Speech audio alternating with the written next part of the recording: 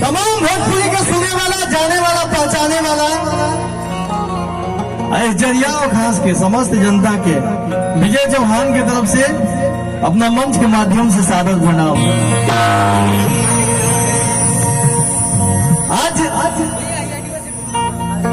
हमरा खातिर और हमरा पूरा टीम खातिर बहुत खुशी के बात बा कि भैया लोग के बीच में हमने चाचा लोग बैठा बा नहीं लोग। क्या बात है, रउआ के जरूर बोले। सब लोग के बीच में हमरा ऐसा एगो छोट कलाकार के कुछ कहे या सुने के अवसर प्राप्त भइल।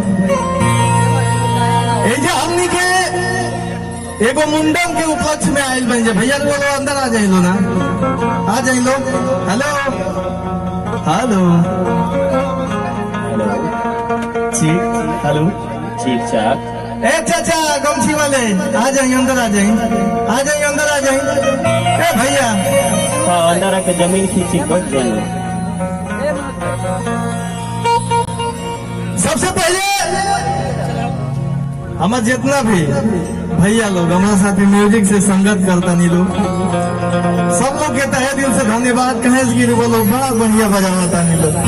अरे बाप रे बाप, हमने के पुरानी टीम ही आई काई दो भैया, बहुत ढेर दिन से गावत मुझे। क्या होगा? तो एक बार हमारा म्यूजिशियन टीम खातिर और हमारा पूरा टीम खातिर वो लोग दोनों हाथ उठा के ताली बजा देंगे।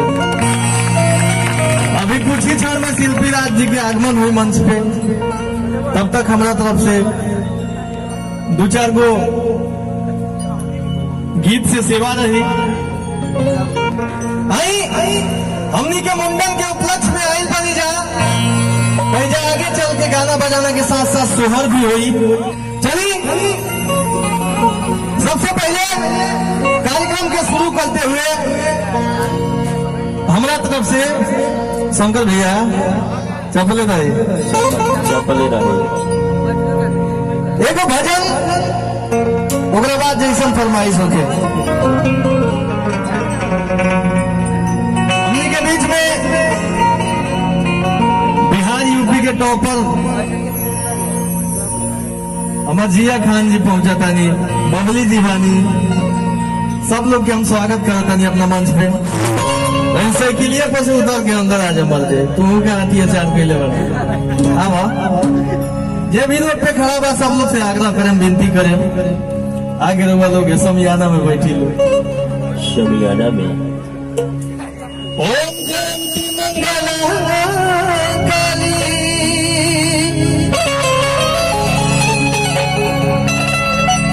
भद्रकाली कपालिनी,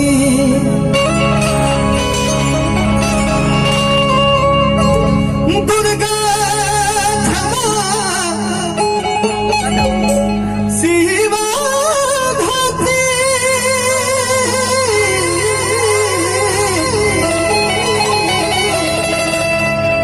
स्वाहा सदा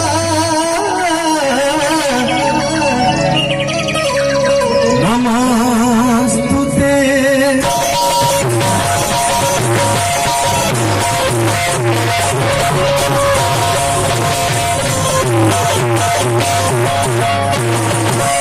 सबकी जवन मन पवन धन असमरे अपार दिहो,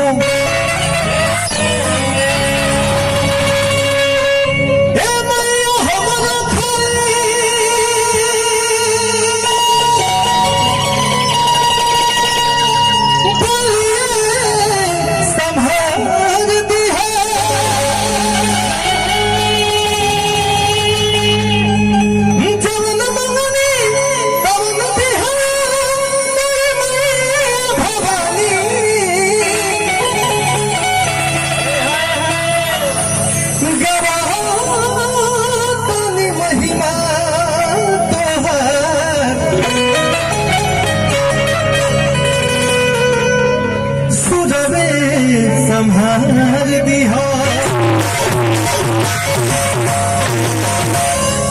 एक बार काम से बोली सेवा वाली मैया की, जोता वाली मैया की, अपना अपना भाई की।